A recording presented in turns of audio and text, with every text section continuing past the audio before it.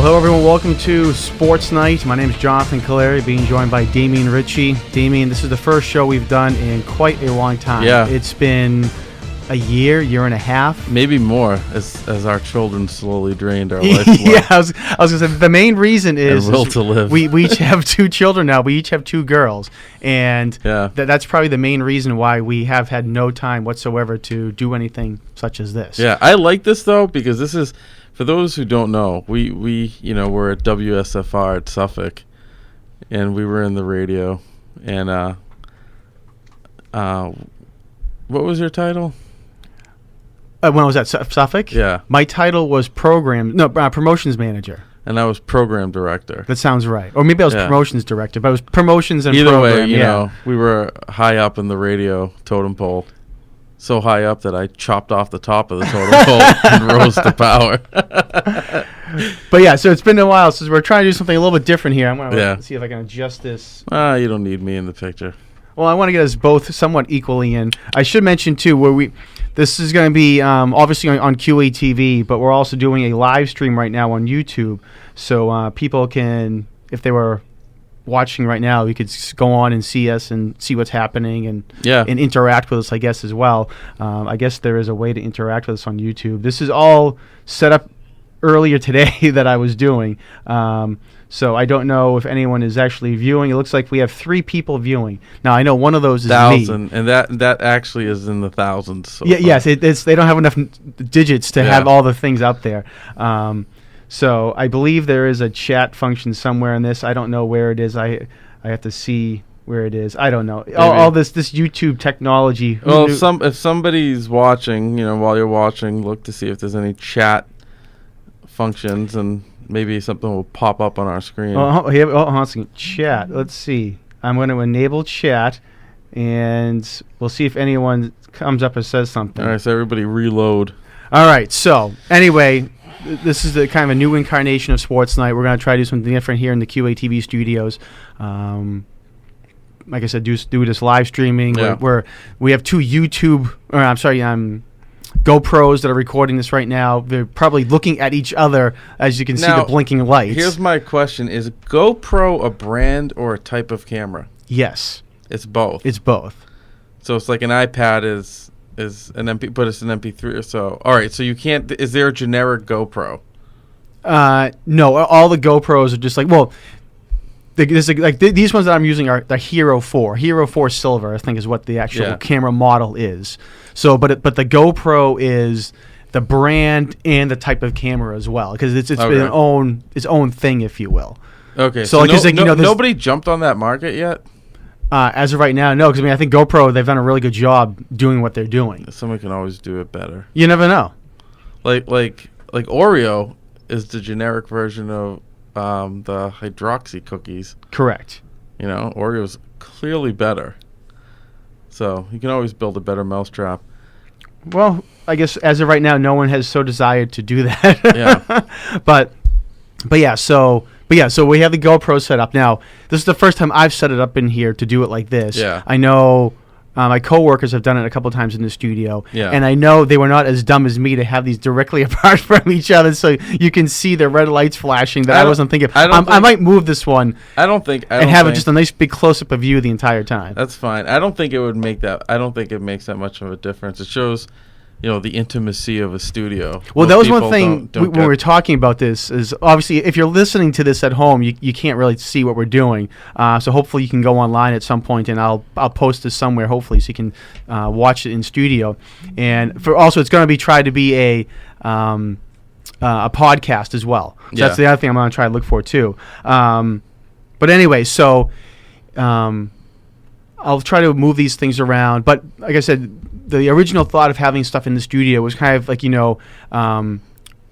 radio on TV. So kind of take away all the fanciness of it and the things that you're not supposed to see, and this cords hanging around, there's this and there's that, whatever it might be.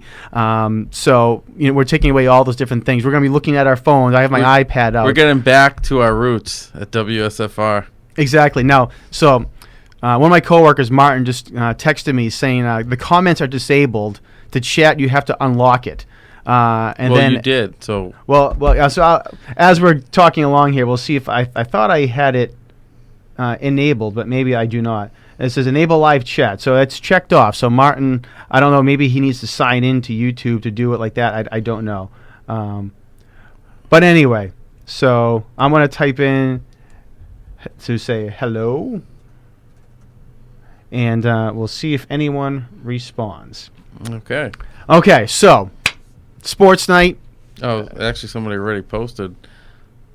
Oh, never mind. Yeah, that was Martin saying, never mind. Missed that. So good. Okay, so the chat is enabled. So if someone is streaming and watching at home. So since this is Sports Night, we should get into politics immediately. Yes, we probably should. Well, that was one thing. I want to change the name of the show in some manner, and I don't know what I want it to be. And maybe it's just going to be Sports Night, or I don't know. I want to do something a little bit different because I feel like we should talk more about just sports. Because a lot of times at Sports Night, we would get off the rails and talk about something random. We would talk about something in Quincy or some other random stuff going on, and we would be not prepared for it and whatever it might be. But I don't know what else. What I want to name the show something different. So it's mostly sports.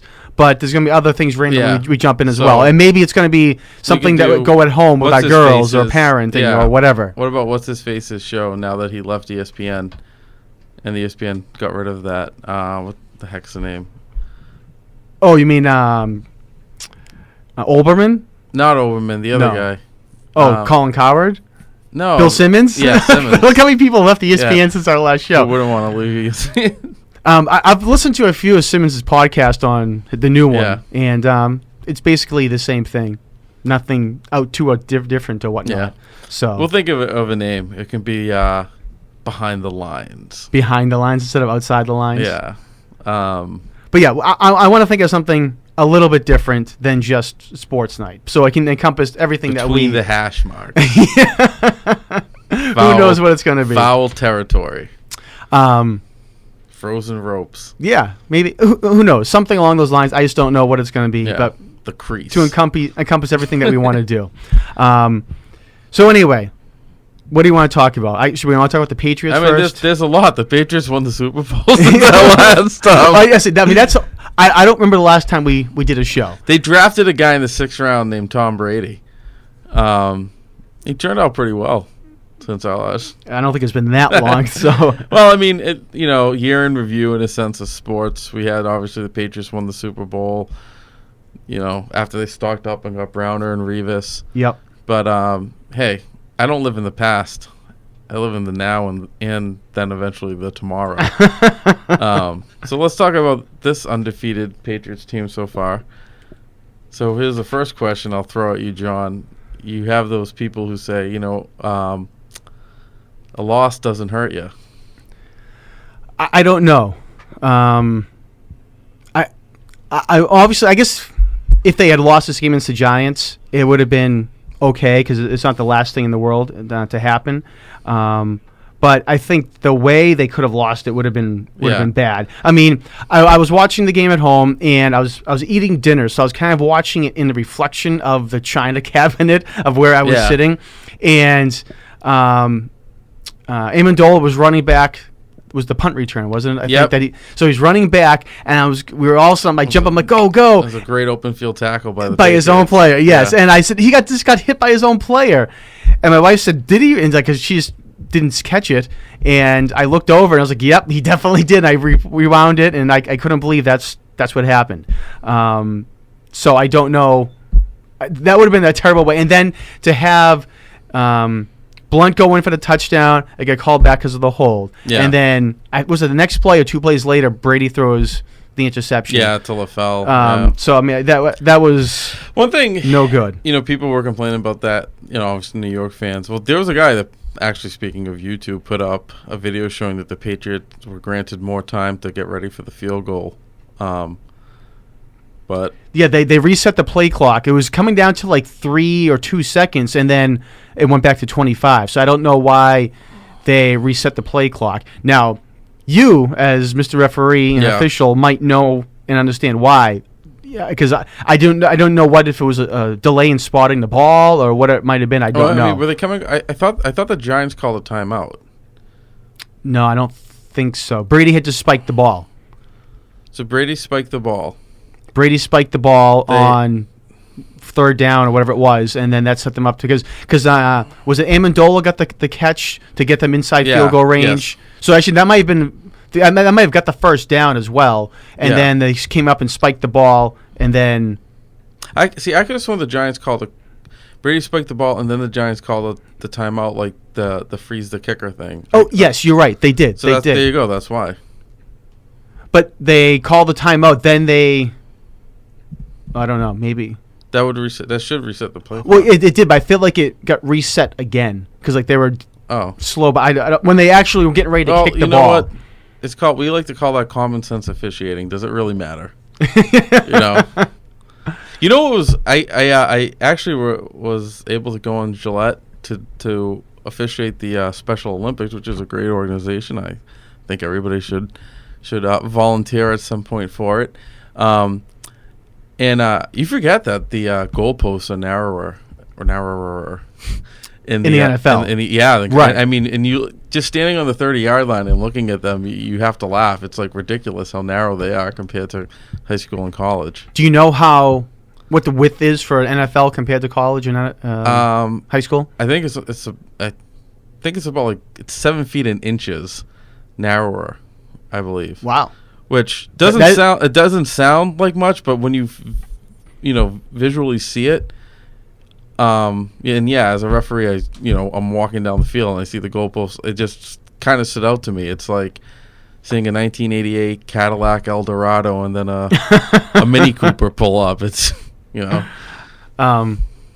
interesting. Yeah. Well, I guess what was it, a 53-yard kick, a 54-yard kick that Gronkowski made? Yeah. That's a good distance there. That's a very good distance. Now, I saw someone on Facebook post this the other day, and he's been one of the most accurate kickers in the history of the NFL. Yeah. He hasn't missed a kick this year, and from 50 yards or more in his career, he's like 14 of 18, or it's a pretty good number from 50 yards plus. Yeah, and it would be interesting on Facebook. I believe it was our friend Kenny who had posted something like this about It would have been interesting to see if Belichick had let him kick that 50-yard field goal in the 2007 Super Bowl against the Giants, because he didn't. It was going to be like a 52-yard or 50-yard or whatever it was going to be, and he decided to go for it on fourth down instead of kicking the field goal. They didn't convert, and the Giants took over. Now, who knows what would have happened? But I always thought even at that point they should have let him kick it. And yeah, I mean, I understand it. At that point, I think that was his second year in the league. And he's a second-year kicker, a big thing. But you know what? I mean, you got to think that they knew they got rid of Vinatieri for a reason, because they had the Gostkowski, and he's been proving that was a pretty good call. I mean, Vinatieri's still doing a good job, but Gostkowski's been great. You cut him to keep Gostkowski, let him kick the field goal. No, exactly. I agree. Yeah, hindsight's always 20/20, though. It is. So I think the reason why this is brought up too is that they were showing all those highlights from the game on Sunday from the 07 and 11. I know, I hate that. Why do they have to constantly relive that? Yeah, it's tough watching all those different things that are happening. Imagine if we won those 2 Super Bowls, how Brady would be sitting there with 6 Super Bowls. 6 rings. Even one, if he had won just one of them. Yeah. Like, I think they definitely should have won the 07 one. The 11 one, who knows, but they should have won 07. Here's the other thing I like to throw at you. Why is there so much hatred for Tom Brady? Is it something, and since the World Wide Web is watching us now as we speak, we're up to 6 million viewers. So why the hatred nationwide for Tom Brady? Is it like, and I'm not a homer. I'm not gonna like rah the home team. I will critique our home team. I mean, obviously I'm a Patriots fan, but I do wear black and white, John. I am an unbiased observer. In theory, you're neutral. Yeah. Yes, I root for the third team that no one knows about. But no, but like with all, is it jealousy? Is it jealousy for? I think part of it's jealousy. Part of it is someone. I was just told someone's trying to call our line, so I'll have to have him call back in a second here. Tell him to. Hold on a second. Type up Let's on see YouTube. Here. I didn't see the thing flashing, so we do have a call. So let me bring him up and let's see if we can get him here and bring this level up as well. Bring that level up a little bit. Hello, caller.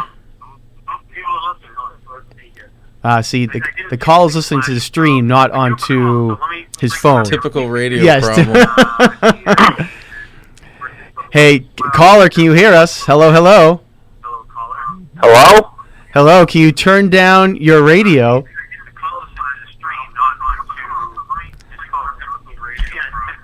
So you can tell, we can hear him listening to the stream. Can you hear us? Hello, hello. Hello, can you turn down your... Hello, are you still there? Hello? Seth, Can you hear us, Seth?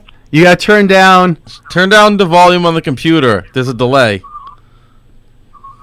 I'm pretty sure I have everything set. Hold on a second. Let me. This is ridiculous. Hello? Hello? Hey, Hello? can you hear us? Oh, Can you hear Hey. us? Hey, can you hear us now? yeah, I can hear you now. What kind of super camera operation are you running here?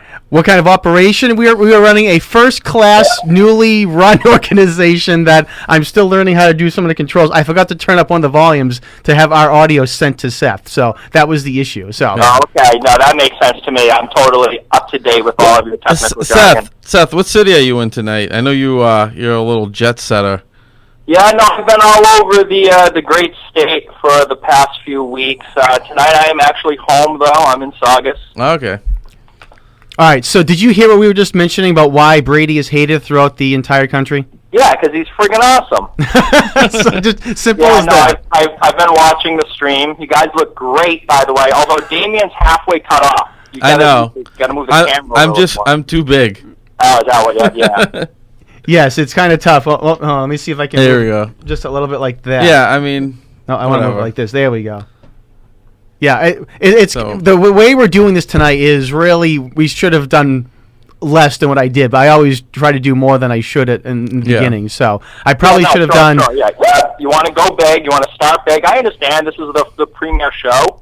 exactly. So Yeah. I probably should have done just one thing, but I did 10 things. Yeah. As I always try to do. So they're probably all working halfway instead of a few things working full way. As you can see, I didn't have our volume turned up so you could hear us and other different things. And I have GoPros facing each other, so they're going to be pointing at each other when the video airs on QATV later on. But hey, what can you do? I don't know. Now, if two GoPros face each other, is that like crossing streams in Ghostbusters? Is that a bad thing? I don't know. Will they become self-aware? Maybe, yes. All right, so Seth, we were talking about the Patriots earlier, as you heard, and other than Tom Brady and the undefeated season talk has already begun. What are your thoughts on that? Should they get a loss out of the way and just win the Super Bowl since that's the ultimate goal? God, no. What's wrong with you? 19-0. Well, that's what I'm asking you for. Yeah, no. 19-0. I mean, last week was the listen to me. Last week was the only hurdle for the entire season. Okay. We're gonna breeze through the rest of the schedule. No one's gonna come within 2 scores of us the rest of the way through. All right. Edelman's gonna get better during the bye week. He's gonna come back in the divisional round. It's gonna be a cakewalk, piece of cake, 19-0 season. I mean, wake me up when it's the Super Bowl already, would you? So you don't think any other team is going to pose a challenge? Is it because of Manning is now like no longer anything close to being Peyton Manning? And the red rifle is now the Red Ryder BB gun. It's a good game anyway. Their defense has been good. I know it's the number 1 ranked defense and all of that, so I can appreciate that. But anyone that's actually watched the games has known that they're not a real threat. They were, like a house of cards waiting to topple. The AFC sucks. We're the only team that's worthy of being in the NFL from the AFC. What about the Cincinnati Bengals? Oh, they scored 6 points on the Houston Texans last night. They were going against Clowney, J.J. Watt, and Vince Wilfork. Good Lord. So, but in all honesty, do you think there's any team that could give the Patriots and the AFC a match, or is it just an easy road to the Super Okay, Bowl? Seth, how about this? Let me just put it at you right now. Right now, they play next game. Hypothetically speaking, they're playing the Carolina Panthers. Okay. What's the outcome? We have lost tackles. We have So you're talking about a neutral site game, like as if it were the Super Bowl? no. We're going to Carolina. We don't and think of all our injuries. Yeah. I don't even know if what's our face, that our speedy linebacker, he's been hanging out with Charlie Sheen, and now he's too sick. Yeah, I know. So yeah, I respect Carolina probably more than any other team from the AFC, but we still win that game with relative ease because they have. I mean, just look at how that team is comprised. They're an NFC style team, which is run the ball effectively and play solid defense, which has been proven not to work against teams like the Patriots. Brady's going to spread them out. He's going to go deep. He's going to go short. Then can dunk all the way down the field. And when it comes to the opposite side, when Cam Newton has to make a play, who's he going to throw to? 2 rookies and a tight end that can be covered up by 3 or 4 guys at once. It's easy game plan. And plus, Ron Rivera, come on, he's gross. So, I mean, Greg Olson's a good tight end, but like you said, they could just double team him easily. And Right. Is Jonathan Stewart that great of a running back? No. Other than Olson and Stewart and Newton, they have nobody else. I mean, obviously Benjamin's hurt. If they had him, there'd be a little bit more of an element there. I mean, what is it? Ted Ginn's the best wide receiver. So they have Kerry Brown, Devin Funchess, both rookies. They have Ted Ginn Jr., who has shown through multiple games that he cannot consistently catch a football. Right. And they have Cam. I mean, one of the more surprising stats, or one of the stats that I liked looking at halfway through the season, was that Cam Newton had worse statistical Than Kaepernick, had a worse statistical season than Kaepernick. Yet was like 7-0 at the time, and Kaepernick got benched. I mean, I'm not saying Carolina is a fraud team. That offense is certainly nothing to worry about. All right, so you say there's no team in the AFC that will be able to beat them. What No. team in the NFC is going to pose a challenge to the Patriots? Obviously not the Panthers. In your opinion. So the teams that could give the Patriots a problem would be a team like Green Bay still. Probably even a team like Atlanta. I know they've been struggling and their defense is pretty awful. But it's not about what a team can do to us defensively. It's about what a team's offense can do to our defense. So you look for good quarterbacks, right? Good wide receivers, and a decent run game. That's how you beat the Patriots. Well, yeah, and obviously, the Cowboys gave the Patriots a very hard time in the first half of that game. And that was without Romo. And they had a kicker playing quarterback, So Damien's right. That's the type of team that, they probably won't make the playoffs, but it's that type of roster that's going to give the Patriots a hard time. It's a good quarterback, a good, capable quarterback with a ton of wide receiver threats. I mean, look what a team like Pittsburgh did to us in Week 1, and I know that they were without their best running back and all of that, but we said that Malcolm had a good game, but he still gave up almost 200 yards to Antonio Brown. If he scores a couple of times, whatever. Yeah, but I agree, and he has been getting better. And we don't have a shutdown secondary. No, we don't. Butler would be probably the best number 2 corner in the league, but making him play number 1, even though he's been really good lately, he's obviously not a number 1 cornerback. Well, speaking of that, what about the Steelers as a team with Roethlisberger, a healthy Roethlisberger, Antonio Brown? Yeah. See, that's why the Steelers, honestly, the Steelers scare me the most because the Steelers have been there, done that before. They're not afraid of us. They're not intimidated. It's the same reason why the Giants play us so well, and it's exactly what you just said. They don't buy into the Patriots' mystique, which a lot of other teams do. They know that they're good enough to beat us. Now, they usually don't, but that's not for any sort of mental mistakes. It's just we've typically been a better coach, maybe, or we've had 1 or 2 better plays. But that roster is awesome. Yeah. Yeah. And I think they're going to make the playoffs and make a run, obviously. Yeah.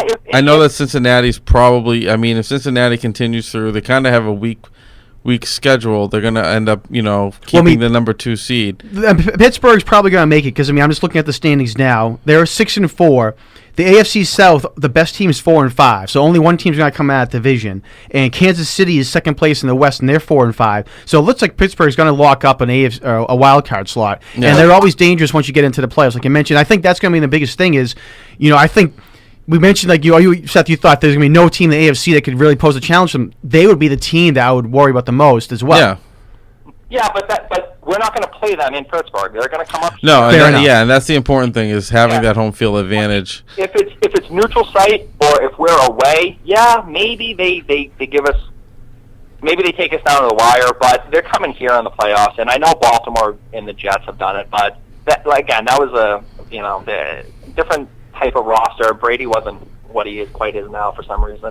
What are your thoughts about Arizona and the NFC, man, giving any play for the Patriots? Arizona's awesome. They're a really good team, and you know what? Probably one of the better, or maybe not underrated, but one of the aspects that people don't talk about a lot is how good their coaching staff is. That coach is awesome. Yeah, he's great. And where did he come from? Pittsburgh, right? Or no, he came from Indy.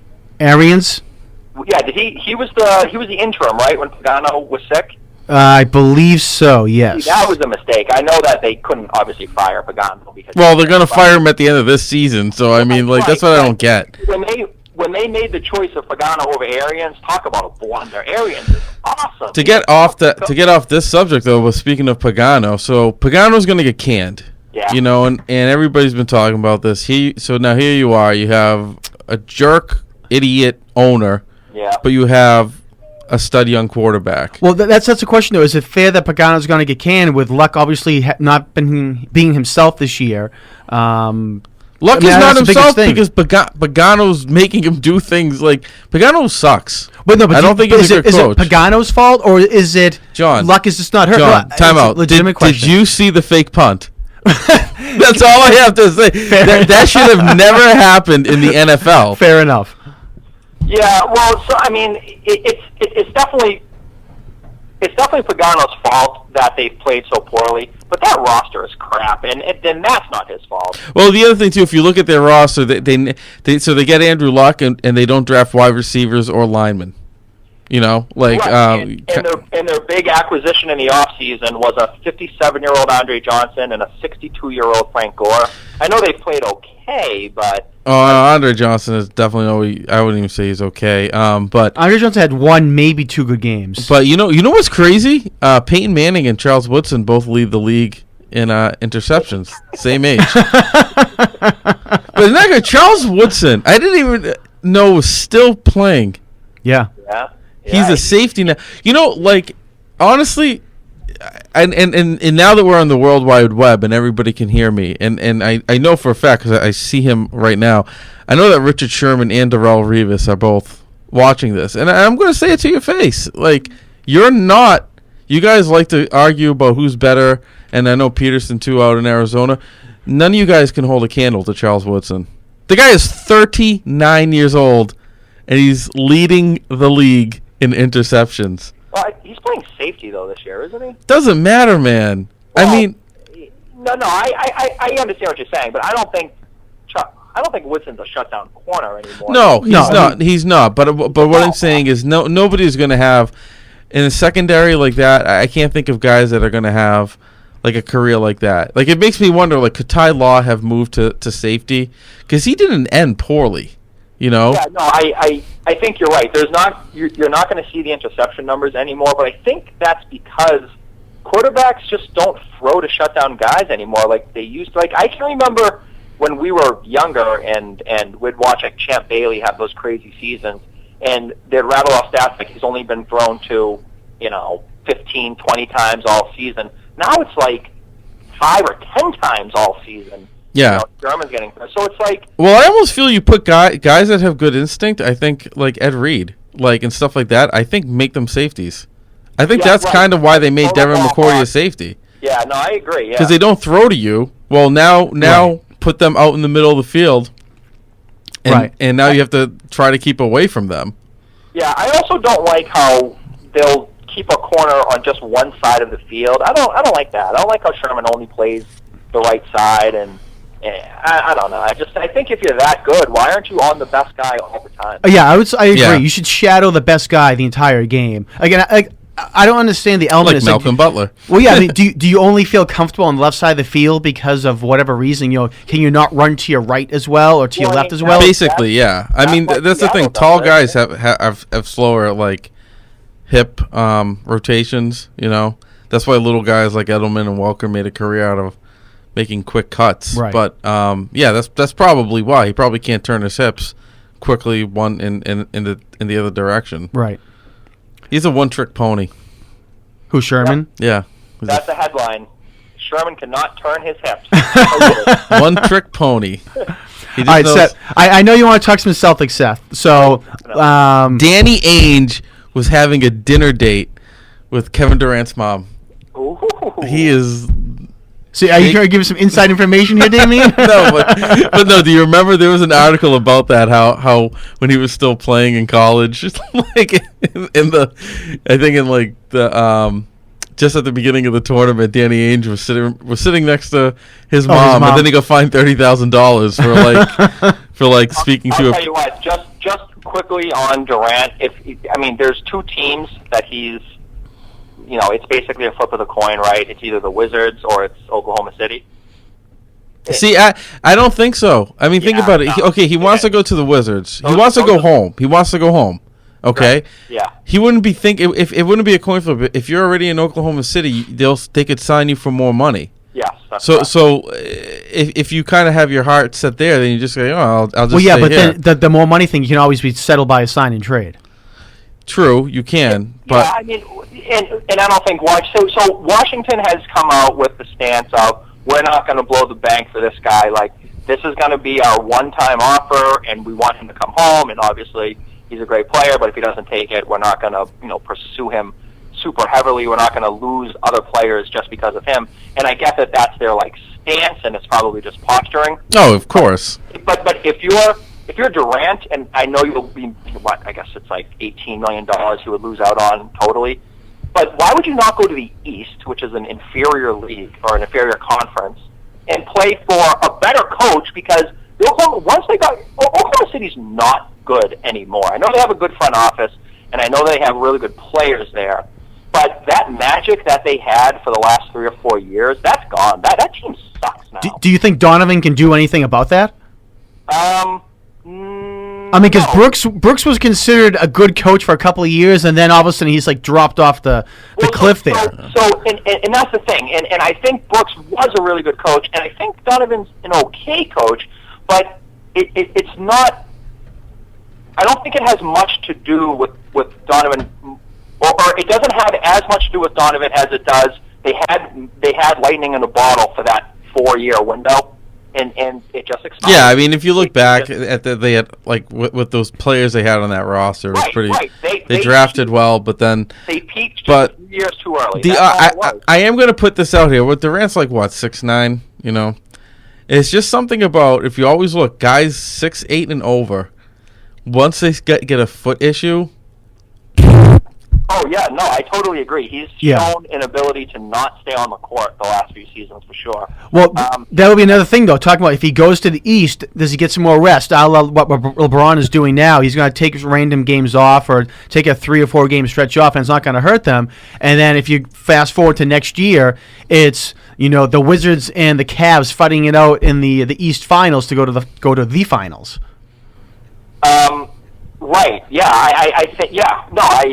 It doesn't make sense for him to stay in Oklahoma City, other than just cashing out the max. But the other thing too is with the max contract, with the new CBA coming up for renewal, is it next year or the year after? It's the year after. The year after. Does he say, all right, I'm going to sign a 1-year contract? No, because he's got foot problems. Well, I guess fair enough. Unless Dr. Scholes is a GM, that guy should take whatever money he can get. So, but does he sign a 3-year contract and then or something where he can opt out after a couple of years?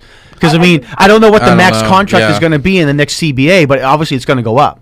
I guess he could. And obviously we have no idea of how friendly he is with Westbrook and everything, but that team looks more and more like Westbrook's team every single season, and especially with Durant not being on the court. Oh yeah, because he missed the whole season. Yeah. So and I'm not going to say Westbrook's a better player because he's not, but he looks like he's a better player for that team. No, you know what, Seth? He is a better player because he actually plays. Yeah, I know that Kevin Durant is Kevin Durant is very talented, but I'm seriously think of if we stop and start thinking back of all the guys that could have been that got hurt, Right. is he going to be one of those guys now? I think he might already be one of those guys. Yeah, exactly. He came back, and now he's still sitting out games. Well, I think that was the biggest thing. Is he shouldn't have come back last year. He should have just taken the entire time off. Again, the thing, when you have a big guy hurt his foot, look at all the other past examples, just take the entire time off and don't come back. I mean, that's for an NBA player, that's the most critical thing of you is being able to run and jump, and if you can't do that, you might as well just not play. Yeah. So he should have taken the entire year off and not have played. Yeah, but the difference, or I guess not the difference, but I think the reason he wanted to come back was Oklahoma City was right there for the playoffs. They've missed the playoffs for like 2 games. I mean, he comes back even for 2 or 3 weeks at the end of the season, or in the middle of the season, or whatever, and they could have been a playoff team. But yeah, but to come back and be the 8th or 7th seed would have been really worth it. No. But so I mean, if they were fighting for the number 1 and number 2 seed, I could see that coming back and like we have a legitimate chance this year. But last year, everyone was looking, okay, it's going to be the Warriors and it's going to be the Spurs and people were saying maybe the Clippers. Those were going to be the 3 teams that really were going to come out. I don't think Durant coming back to come up a little bit more was going to be able to beat either 3 of those teams. Yeah, looking back, probably not. But the Spurs got bounced in the first round. Well, yeah. And then Memphis, which was like considered the toughest team in the league. Right. So I mean, it's the playoffs. Everyone wants to make it just because. Who knows if Steph Curry shatters his ankle or something, and whatever. Steph Curry's another one. I mean, how he lands, he and I was told by basketball aficionados that how he lands, like he purposely, most guys go up and down. He goes up and then kicks his legs, but behind where he jumped, so he doesn't run the risk of landing on anybody's foot because he has very tender ankles. It's crazy how Steph Curry's played for like 6 years, but it only really seems like he's been a superstar. Well, I guess it's true. He has only really been a superstar for like 2 years. Correct. But he looks so good, like as if he's going to be the greatest shooter of all time. He's a pretty good shooter. It came out of nowhere. It snuck up. Like everyone loved him in college because of his tournament heroics, and he was a good player for a few years. Everyone's like, "Oh, this guy." Well, it's also the NBA. It's like you can't just throw everybody on your shoulders. But he has been. I mean, this season his per 48 is like 60 points. It's unreal. The guy just. I mean, talk about, like, no conscience. I've watched a bunch of their games this year, at, like, 1 a.m., which sucks. We got to do something about these West Coast games. But well, yeah, you know what it is? A guy from Quincy wants to turn us into the Atlantic time zone. So you'd be watching the games at, like... 2 a.m. No. I thought it was like... Well, the Atlantic is an hour ahead of us. So, yeah, you just end up waking up a little bit earlier for work. You start your morning with the game. Well, so seriously, someone from Quincy wants to, instead of being the Eastern... to the state, put us in the Atlantic time zone. I don't blame him. So I hate this. So every time zone just gets bumped an hour, is that all? No, no states are obligated to adhere to any specific time zone. So he wants just Massachusetts to go to the Atlantic time zone. Oh. So if someone wakes up in Boston but they have to work in Providence, they'd be like off. And Arizona doesn't do any daylight savings time. So Arizona's a lot bigger than Massachusetts. Yeah, you say that, but people out there, remember, it's some places in Arizona outside of Phoenix, it's 2.5 hours to get to California. It's a 3-hour drive to get to LA, and there are people that work a couple days a week, out in California. So right. They're making they're like going through a time change. But if you start messing with those time zones, then you have a Back to the Future 2 situation on your hands where people are going to do sports betting and. Well, my thing is it makes no sense that the sun sets at 1:15 in the afternoon out here. It's ridiculous. Yeah, it is. And why does it have to? What's the point of this? Seriously, what is the point of this time? So the Atlantic time zone would be like in Nova Scotia and PEI and stuff like that. So the sun will start to rise 7:45, which it should. The sun's up at like 4:30 in the morning right now. We have no need for that. I think it's like 6:30, but 4:30 in the morning. I think it's like 6:30 to 4:30, and it sets at 11:15 a.m. When I go out to milk my cows and collect my eggs from my chickens and do my harvesting. Yes. You must live in Milton. It's beneficial that the sun is up that early, I have to say. I don't like it. Obviously, that the sun gets set at 4:30. We should, and we live in this world now where everybody wants to go green and be like, save the environment and conserve energy. What are you doing making it darker? Like, shouldn't we adjust time so like the day goes with the most daylight? So you mean like totally change the daylight? Yeah, totally. As 3 hours? I say maybe change the time a couple times a year. Which we do already, but but adjust it to the daylight, to the Earth's rotation to the sun, like. So not just 1 hour back and forth, like maybe 3 or 4 hours. Yeah, literally, yeah. Like I want the most daylight possible. I like that. Why don't we just play with the number of hours in the day?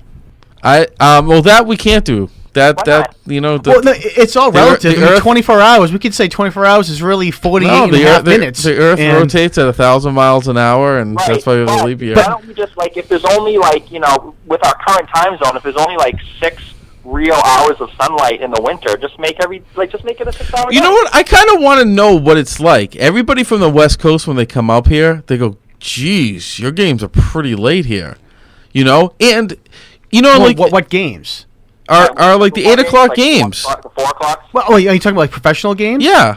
What time? Well, they start. Some of those start at 8 o'clock as well as 7 o'clock if they're not on national TV. Sunday Night Football starts at like 5:30 in California.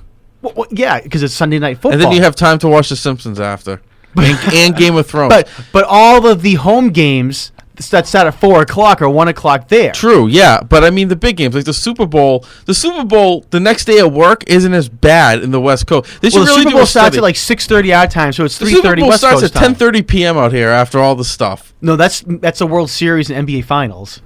Well, that goes back to the original point of having to stay up, until 2:30 in the morning to watch Steph Curry nail. Do you have the NBA League Pass? I do. Yes.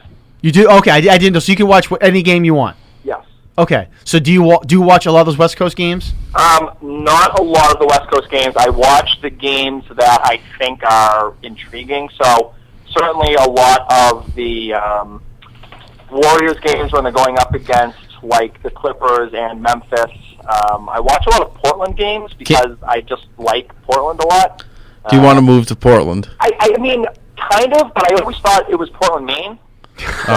Those are the Red Claws. You gotta both Portlands are pretty nice. I haven't been to Portland, Oregon, but Portland, Oregon, I've been told is a very nice. It's city. a very bike-friendly city. Yes, it's very greeny. Yeah, they adjust their days to use the most sunlight. Yeah, so I watch a lot of the West Coast games. It sucks staying up that late, but I like. Now, can you watch the Celtics in that, or do they black you out? I honestly have never tried. I am an exclusive member of the Tommy Heinsohn fan club, so I never miss a game on Comcast. Yeah. If the game is not with Tommy, would you watch it on Comcast, on TNT, or something else? You're talking like if Scal is the Yeah, because I know sometimes if Scal's doing, because he does all the away games now, right? And Tommy doesn't do any home games. So that doesn't matter. I guess I like Gorman and I like that team, and if it's a nationally televised game, I'll still try to watch it locally. Although the other night when we played Oklahoma City, I don't know if you noticed, but Jim Ross was with Cedric Maxwell and Grandy for the third quarter. Okay. From wrestling? Yeah, Jim Ross, the wrestling announcer. So was every foul very dramatic? Like, oh my god, oh my god. It was exactly like that. So I did listen to that on the radio, but outside of that, I tend to only watch on CSN. All right, to bring this full circle, my original question to Seth was, I know you want to talk about the Celtics, and somebody got talking about Kevin Durant and TNT schedules. Yeah. All right, so the Celtics have been playing pretty well the past couple of games. Yeah. Is just a far? No, I won't say a farce, but it's just like kind of a fluke that they've beaten a couple good teams. Is this what we're really going to be able to see? Are they going to be like a third team in the East, or is just they're going to be the eighth team still? Eighth seed. We are watching the beginning of the Golden State Warriors game plan, okay? So we are in, like, year one of the Golden State Warriors 5-year plan. Gotcha. Who's the shooter? So basically the only difference is We don't have a shooter. We're doing it without a megastar. Yeah. Okay, so if we're in year 1, what year's Golden State in right now? Are they in 5 or are they earlier? Year They're in 6. year 5. They're in year 5. So they won it a year early, if you will. What do you mean? Who won Well, it? Golden State, they in their 5-year plan, they won the championship in year 4. Well, maybe they only had a 3-year plan and won it a year late.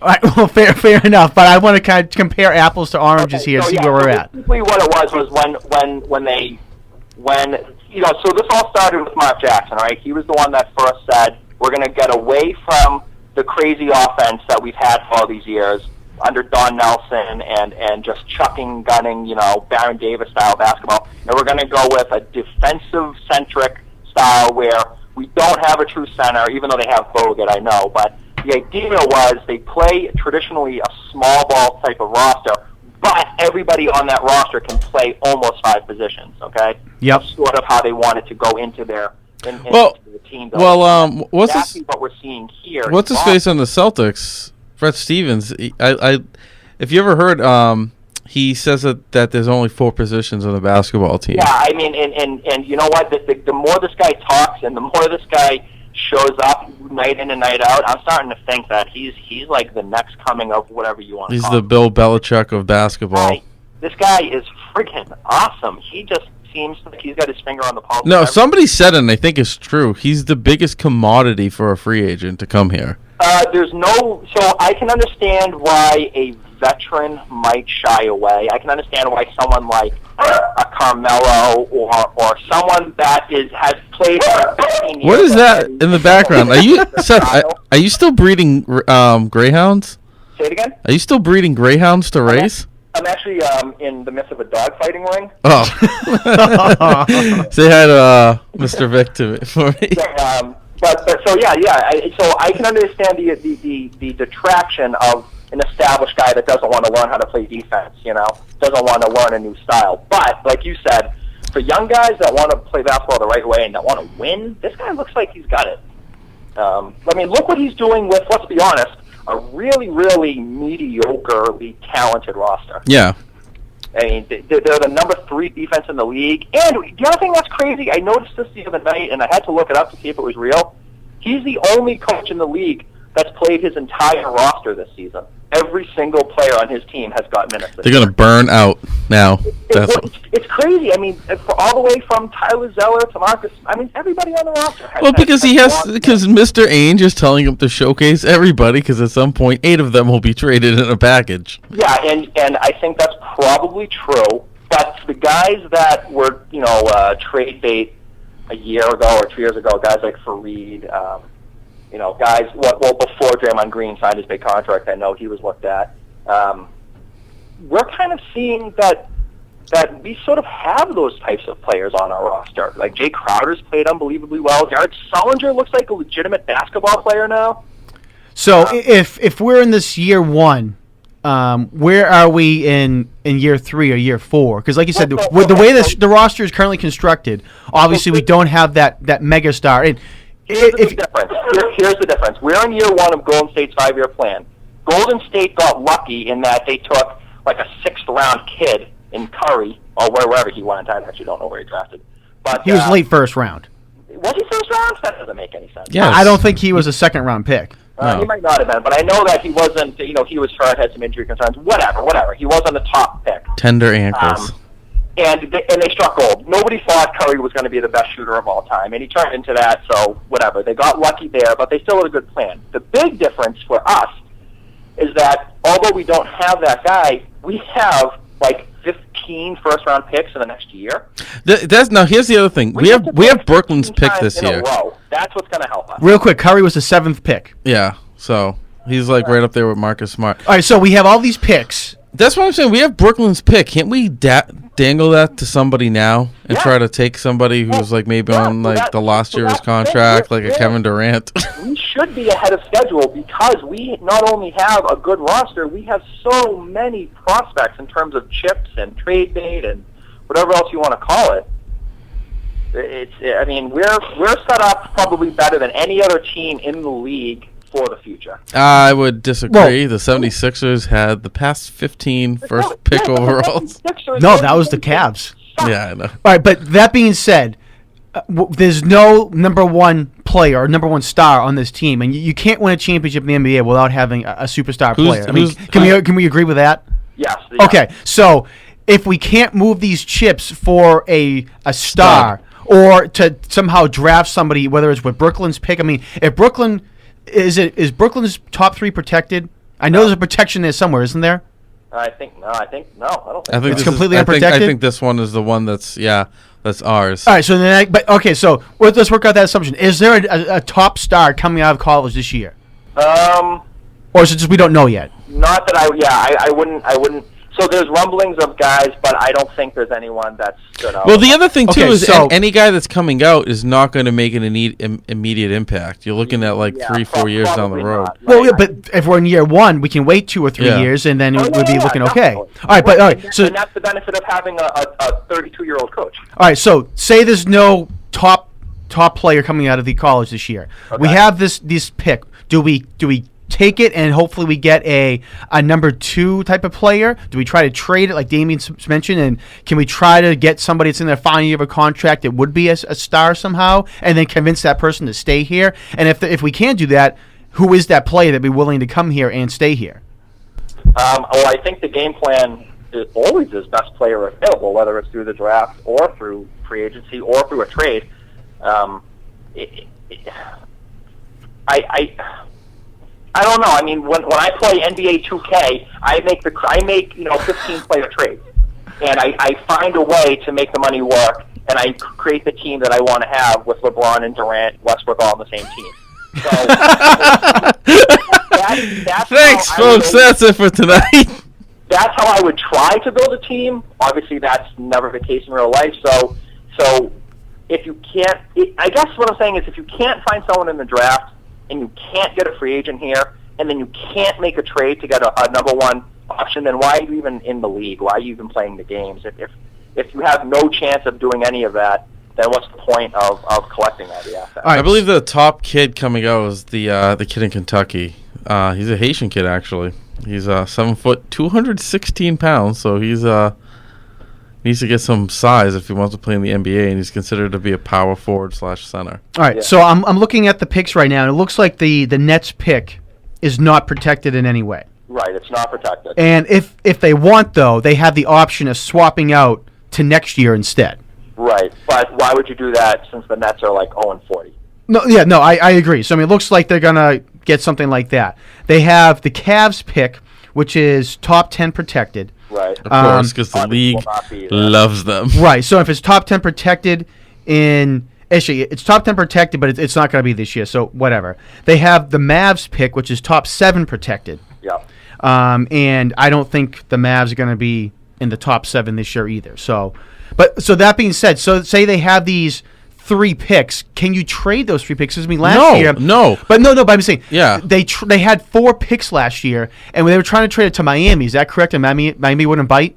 Yes, they wanted to get Justice Winslow. Right. So I mean, if you have those 4 picks, no matter how good they are, people aren't going to trade for them because they know there's going to be a great player. In theory, it's not the NFL here. You have to look at it this way: like the first round is the first pick. Round 2 is the and then everything else is it's a crapshoot. It's the NBA is awful at evaluating talent. In the NBA, no, that's true. If you're not, because it's really only about either finding a gem in the late rounds or completely getting lucky like a guy like Curry, or getting the top 3 picks and making the right choice. See, but that's crazy. Curry was the 7th pick overall, and they hit gold with it. Most people, most 7th round picks become like role players. That's exactly what I'm saying. I mean, But it's pathetic that out of 64 kids coming into a draft, that picking 7 is picking late. Yeah, no, it's true. Yeah. The NBA is a weird product that way. It's yeah. So ultimately, the Celtics have to catch lightning in a bottle somehow to get better. Yes, you have to trust that Danny and Brad are the smartest guys in the room, and that they'll. So I mean, there's been rumors all around the league that that Danny is basically blackballed from trading with anybody by other GMs because of his record of swindling people. That's the reason, or that was one of the reported reasons. I don't care what Danny does. I know people are scared because Danny always comes out on top. Right. He needs to kidnap Kevin Durant's dog, and be like, look, you're gonna sign and trade, and you're gonna come here. Like, all right. So with all this being said, they have all these picks. They have all these players. But then, like you said, people know Ainge is going to try to swindle them somehow. Or, he makes it look like it's a great trade, and then it's not. So how can they do this? Can they really convince somebody? What's it going to take? I mean, do they have to trade? There's an Al Davis in every league. So it's going to take a partnership. Danny's going to have to find a dance partner, number one. But the other thing that's going to have to happen, which I think we're seeing happen, is the team is going to have to get good enough on its own that free agents and people that normally wouldn't get traded are willing to say, you know what, I want to go play in Boston. That seems like a fun organization. It seems like a well-coached organization. And is Amir Johnson the beginning of that, do you think? Amir Johnson's been awesome. Yes, I was so happy when Amir signed here because there was really no reason for him to leave Toronto. That Toronto team was great, and I know that they got Carroll and their. Oh, there's a total reason to leave Toronto. You're in Canada. Wait, say it again? There's a major reason to leave Toronto. You're in Canada. Why would you want to play there? People complain about the cold up here. It's already they're in the internal winter time zone up there. I guess I meant more about why would you leave? I know, a playoff team, and yeah. Toronto right now. They were a great team. They were right on the verge of becoming one of the elites in the East. And Amir Johnson was a big part of that. So to kind of get him and David Lee was really big for us. That was a huge first step. So, let's close the book on basketball. Yeah, I have one question I want to throw out there. Ronda Rousey. Oh, she sucks. I don't. Obviously, I know she lost, but see, that's the thing. Now here I am. I don't follow it enough to know other than she lost. I'm a casual guy. I just read the headlines. And I see Ronda Rousey in all these TV shows, okay? All right. And they hype her up, and she got kicked in the face and died. I'm not a casual fan. I'm a die-hard MMA fan. That's not true, but I believe myself to be through my own delusions. All right. So I watch every Ronda Rousey fight. I watch every UFC pay-per-view, and she's been the perfect example of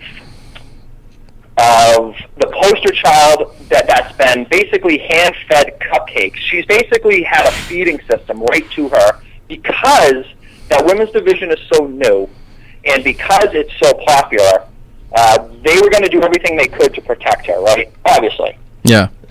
So you talk about like her last fight when she knocked out Beth Carrere.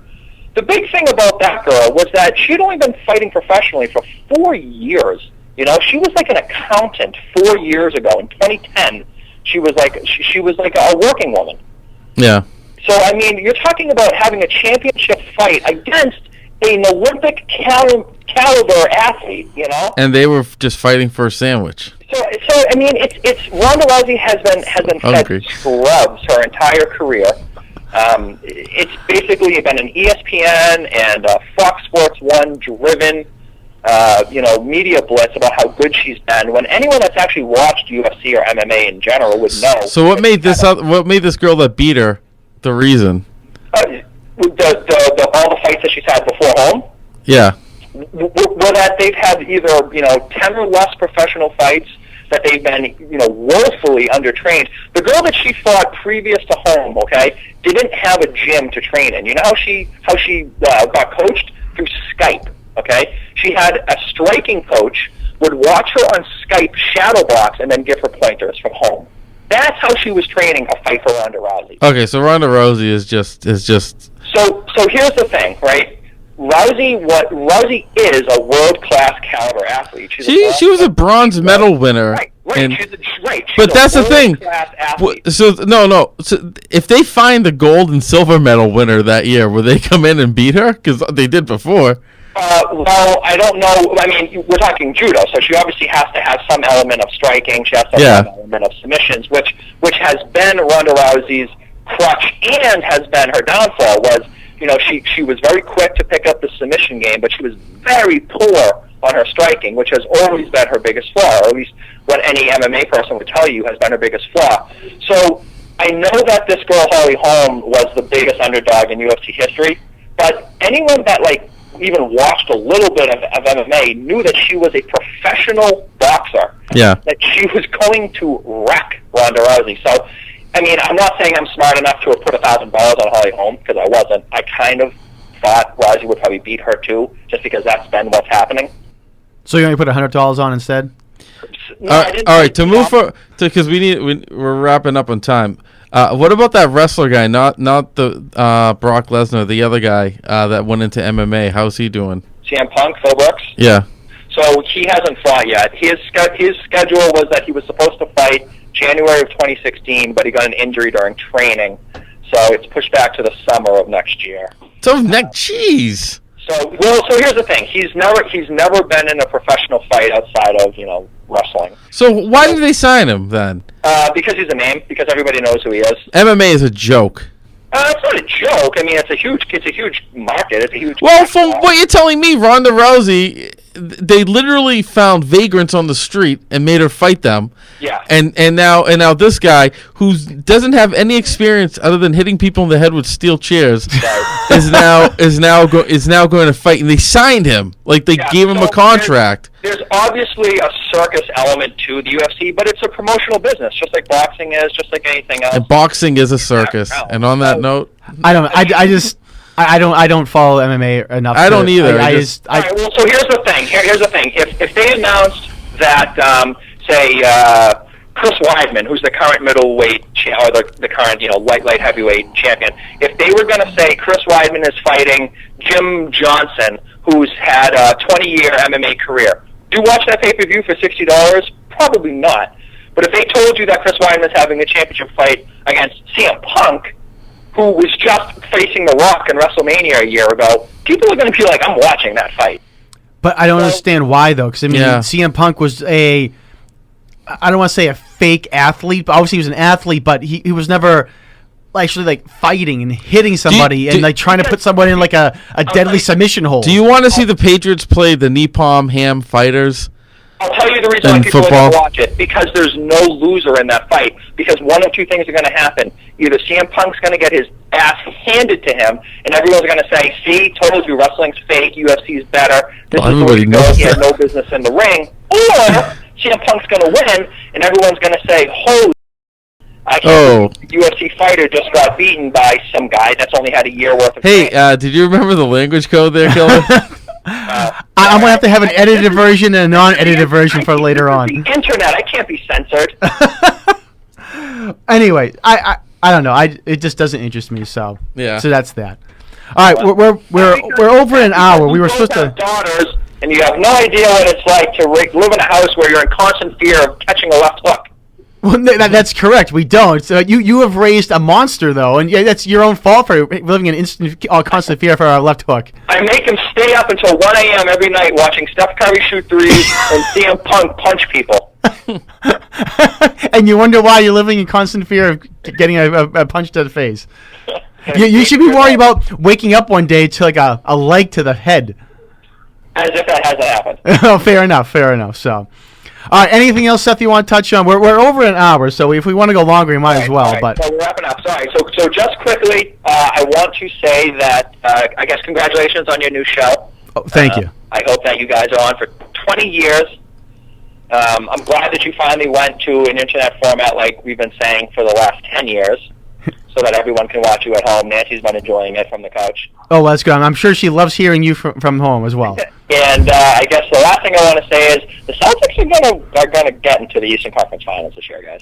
All right, here, real quick, we're gonna do a wrap up with you, Seth. Celtics into Eastern Conference Finals. Is that anywhere else, or that's where they stop?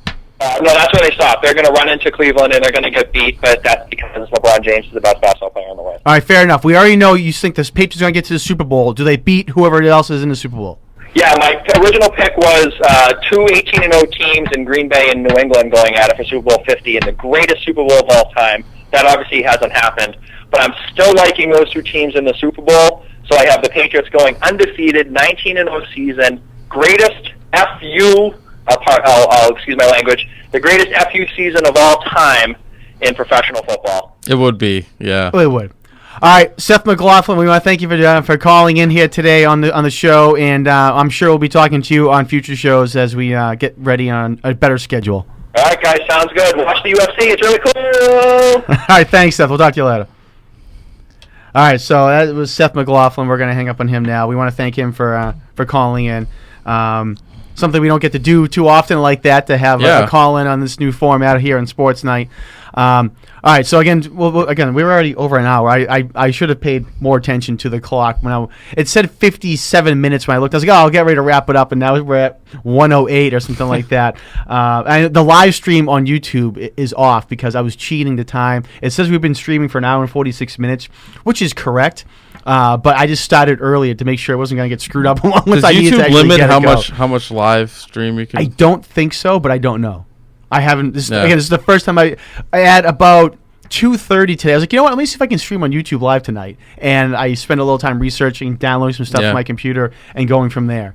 All right. So, do you think the Patriots are going to go to the Super Bowl? Are they going to go to the Super Bowl? Knee-jerk reaction. Yeah, I think they're the best team in the AFC. I think so as well. I mean, I think the only team that I'd be really worried about... Brady is in fuego this year. The only team I'm worried about would be the Steelers. Because I think, like we talked about earlier, they have all the elements you need. They could they could keep us in a dogfight. I would have thought the Broncos, but I'm going to hold my opinion until we play them. Because especially if it's in New England, I just don't see them being... Especially Brock Osweiler is going to be the quarterback. I just don't see them... I want to see how that kid... has a week to prepare and how he plays. Because he has weapons. That's the thing. He does. So I don't know if Demaryius Thomas isn't as good as he was last year, or if it's just because Peyton Manning's been throwing them the ball. Peyton Manning is awful. Yeah. Like, he should have retired. I brought this up to Martin here at QATV earlier today. 2 more wins away for the all-time wins record, though. Did they keep him in just to get the records? Yes. Because I guess I'm kind of thinking that's partly a little bit of as well. Felger and Maz mentioned that yesterday, and I hadn't really thought of that. And I was like, wow, that might have been. But he wasn't this bad until a Sunday. I mean, he wasn't great, but he wasn't. And maybe all it was because of the foot injury. But they said, all right, maybe this is going to be a career-ending foot injury. We get him in there just to get the passing record, and now he's not going to play again. I don't know. Yeah, and stuff like that. I hate seeing guys because I respect Peyton Manning. I think he was a good quarterback. He's not anymore. Yeah, but it's like, why do you have to go out like that? Go out being like benched. If that was his last game, people look at those stats. Like, when our daughters look at Peyton Manning's stats, I'm like, oh, I wonder how well he did in the game that he broke the pass. Oh. Yeah, but people are really going to go and look at that, do you think? I mean, other than John Elway winning the Super Bowl as your last game. He's gonna be Dan Marino. He's going to be like, oh, he was great. But, like, when you really stop and, like, look at it, go, oh, he never really won anything. But that's the amazing thing is that, and maybe it's because he was playing Brady for a lot of those Super Bowls. But, they choked the Super Bowl against Drew Brees and the Saints. Yep. And now, whether you think they should have won that or not, I don't know. But he had some bad plays there.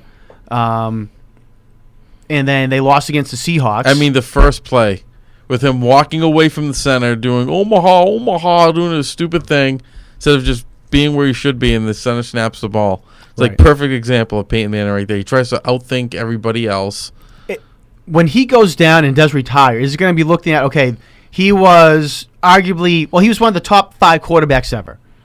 But he could have been number 1 if he didn't have some of those bad plays. And whether it was that interception at key times that you look back and go, man, you shouldn't have thrown that, but he threw it, and whether he was trying to force it or he thought he saw something different, or Ty Law baited him into throwing it. I don't know what it was. I think rings are what people really value, because everyone right now, if you poll 100 people within 100 miles, they're going to say, who's a great, well, actually here would be bias. Well, yeah, here 100 out of 100 people are going to say Brady was better than Manning, but most people say, oh, Montana. And why? Montana has 4 rings. He went 4-0 in the Super Bowls. But I would say Brady would be better than that because he is statistically. He went 4-2 in the Super Bowl, but he got the 6th Super Bowl. Exactly. And the other thing too is, we talked about very briefly earlier. Imagine if he had won those 2 Super Bowls, but Imagine if they had beaten the Colts in, was it 06 or 05 when they lost in the AFC Championship game? Yeah. I think it was 06. Oh, they would have totally destroyed the Bears. Yeah. And you look at that, and Indianapolis, you got to give them credit. They came back and they won that game. Had 7 Super Bowls, yeah. They would have beaten the Bears easily. And again, it's just so many what ifs when you look back at different things. It almost seems obvious now that's why the league treats them how they do. Going back to our original premise of why everyone hates Tom Brady. All right, real quick, we'll wrap it up on this. There's a report out today that David Ortiz is going to retire at the end of the 2016 season. I don't see why he should. So, what if he comes out this year and hits 35 home runs, 100 RBIs? He already has 500. He has 510 now or something like that. I think with the numbers, but sounds about right. Okay, so he gets another 30 home runs, let's say. So now he has 540 home runs. I almost feel like 500 home runs puts you in the Hall of Fame. Well, we'll come back to that in a second, but keep going. But I mean, do you want to pad your numbers? Dude, you're the greatest designated hitter ever. Period. Somebody mentioned it today, who's the best clutch hitter in Red Sox history, and one person said Ted Williams. No. Ted Williams never won a World Series. Championships matter. As much as Ted Williams is a god to baseball, David Ortiz has rings. And he caused those rings. 503 home runs he has. 503. So what does he want? Does he want to get to 600? If he maybe that's why he said I want 500, at least 500 home runs. He has 503 home runs, 1,641 RBIs, and those are the biggest thing for hits. He's not going to get 2,000 RBIs. So no, and he has 2,300 hits, so he's not going to get 3,000 hits. Yeah. No matter, he'd have to play another 5 years to try to get 3,000 hits, and even then he's not going to do that. But so the question is, he's been a possible steroid guy. Yeah. Does he get into the Hall of Fame? A, because of that question mark. Yeah, because and B, because of he only played designated hitter. The non New York voters will vote him in. Because in that list, all the lists that came out, that's under lock and key on that list of the original tested guys, right.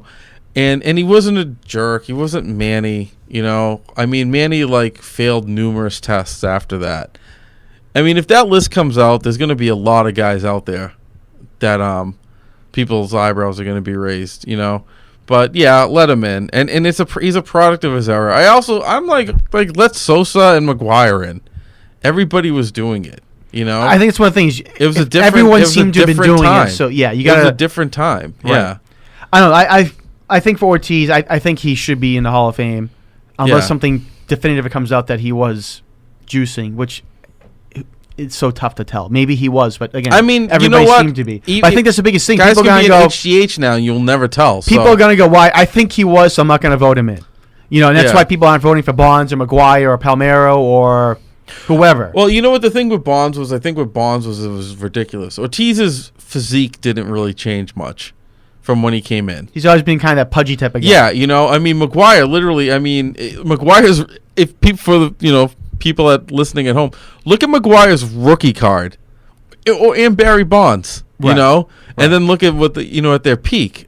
God, they look totally they were huge. Two different human beings. beings. Even look at Bonds now. Yeah, there's been video of him talking online or different interviews, and you can see he's back to his 1986 type self, if you will, because he's obviously not doing anything anymore. And the same with McGuire. McGuire is thinned down a lot as well. Yeah, but and Ortiz has been the same. And it's usually you could say for football players, that's going to happen a lot. And because when you're playing football and you're like an offensive lineman and you retire, most of the time you're going to lose 100 pounds almost instantly. Sometimes they gain more, but Charles Barkley. Most of the times you're going to lose all that weight because you're just not eating as much. You're not working out as much because you need to be 325 to be a lineman, and all of a sudden you're down to 250. You go, oh my God, you look like you're half of yourself because you almost are. But for baseball, you never see people get that big and then all of a sudden slim down like that. It was a different time.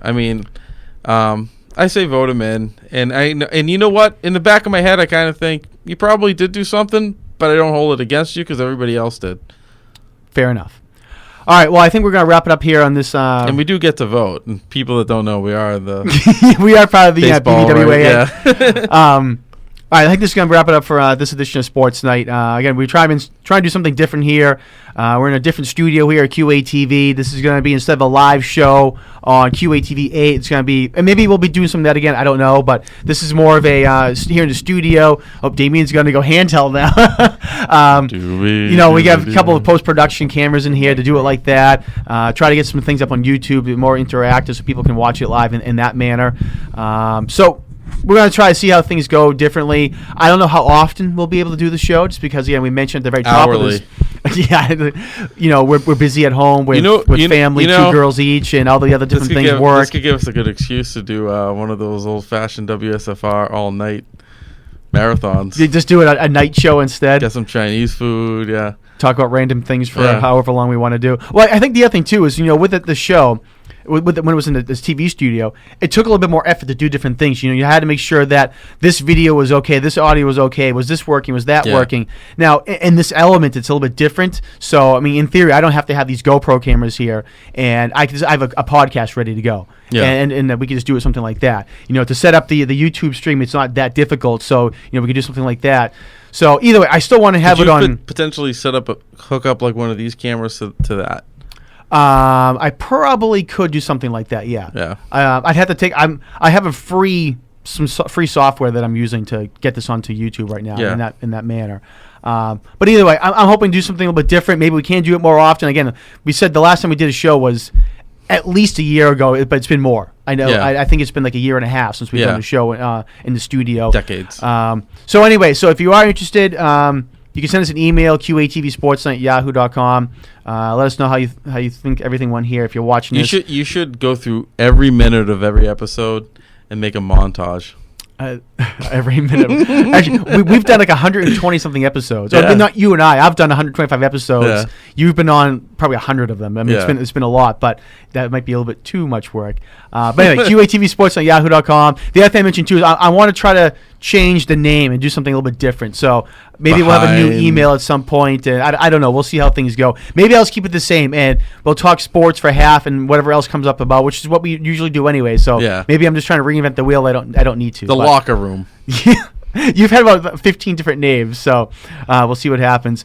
For those of you that are watching, for a little plug here for QATV, Thanksgiving football between Quincy and North Quincy will be live audio on QATV Channel 8 on Thanksgiving morning. It's going to be a heck of a game. It should be. 9:30 a.m. is going to be the pregame, and 10 a.m. will be the live kickoff on QATV Channel 8. So hopefully you'll tune in then. And if you can't watch or can't listen to the live audio on Channel 8, the replay will be on Channel 8 later on the day. I think it's like 4 p.m. and 8 p.m., but check QATV.org for the actual times to get that, and we'll see what happens for that. Does Quincy do a powder puff game? I don't know. They used to. Yeah. I know when I was in high school, they had one. It always used to end up in a brawl, it seemed like. Yeah, which so seems I've like heard. it's I'm reffing one for the high school I work at. Oh, interesting. Friday, Okay, yeah. and maybe again, I don't know if they've done. They said anymore. it gets pretty rough. I know there's a lot of different. Besides that, there's a lot of different pre-games and barbecues and tailgating for the Quincy North Quincy game. Oh, really? Yeah, there's going to be a big one around this year as well. Kerry Byrne, I don't know if he's a sports writer and food critic. He's from Quincy. He's having a big thing here in Quincy. But I know there's other different things. There were people tailgating in the parking lot last year before Thanksgiving. Of course, McCoy Mitchell Field. And then I know a lot of people, they'll be at home and tailgate, or they might go to a local establishment and tailgate for a little while. Do they open that early for the game? Some places do, yeah. Can they legally open that early? Pouring establishments, I think, can. Package stores can't. Yeah. But I think if you're a restaurant, I think you can open. I guess, you can have a mimosa. Yeah, something like that. I don't know what the actual licensing rules are, but anyway, so tune into QATV for the football game on Thanksgiving morning. Have a mimosa. Well, yeah, if you want, yeah. If you're at home and you're prepping all the food, have a mimosa. Maybe pop a beer or pop a bottle of wine. Mary. Or whatever your choice sliders for now, garnish. We had a party for my youngest daughter the other day, and I had that hard root beer, and I knew you had one of those, right? I did. I hate root beer. My wife was the one that had it. Oh, okay. I got one for her. Yeah. Okay. Did you have a sip? No, because I hate root beer. Okay, I didn't know if by chance you took it. Yeah. I know I can have one. And that's about it And because they're really sweet. Yeah. And I mean, I think they're good, but one is about the limit on those. Yeah, for I'm me. like that with ciders. I'm starting to get into ciders. They're pretty. This you know this should be called locker room talk. Well, no, see, I'm going to stretch this out another couple of minutes, or maybe, because I know Michael here at QATV is going to kill me because I said it was going to be an hour show, and now we're at an hour and 20-something minutes. Someone's going to kill me. At least it's not an hour and 2 minutes because I think he hates that even more. But anyway, yeah, I think I haven't been a fan of the ciders. I can't get into those. I don't know what it is. Yeah. I can do just regular plain old apple cider, but I can't do hard ciders, other different things like that. Yeah, those I can do one of, and because too sweet and it gives me like heartburn. I don't like it. It makes sense. Why would you want to have heartburn? Yeah, most people don't. And I'm looking forward to the Patriots playing this Monday night because I just have Tuesday for work and then Wednesday off. So Yeah. Well, Hooray for it'll be me. good few days off. Yeah. So, and actually, I'm going to be working that whole weekend because football is on Thursday. Yep.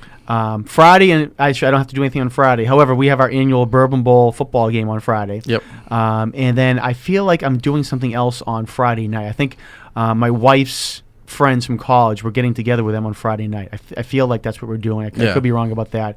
But also on Friday night here in Quincy is the turning on the lights in Quincy Center, which is kind of a cool thing to go to. Oh, yeah. It's a good family event. What time does that start? I believe it's at 5:30 or 6. I should bring the kids down. Yeah, but they have some different events going on. They have some storytellers, and then Will they turn on Santa the come lights. up from Weymouth? I don't know. Santa will be coming on Saturday, though, after Thanksgiving, when he parachutes down at Pageant Field. Yeah. And he has some elves coming down as well.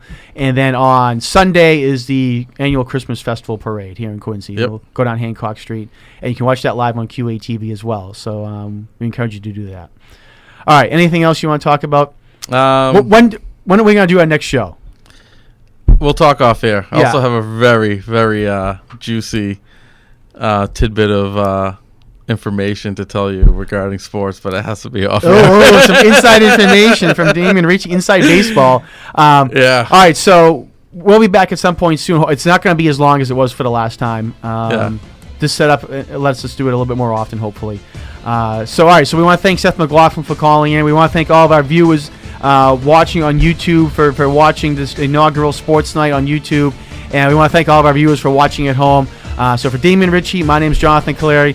Thanks for watching this edition of QATV Sports Night. We will see you next time.